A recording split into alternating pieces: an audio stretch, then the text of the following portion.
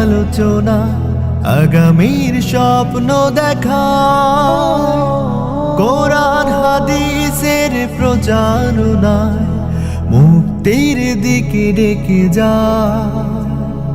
দাওয়াতের ময়দানে আছে মুমিন প্রাণে আল্লামা সাঈদীর উত্তরসূরি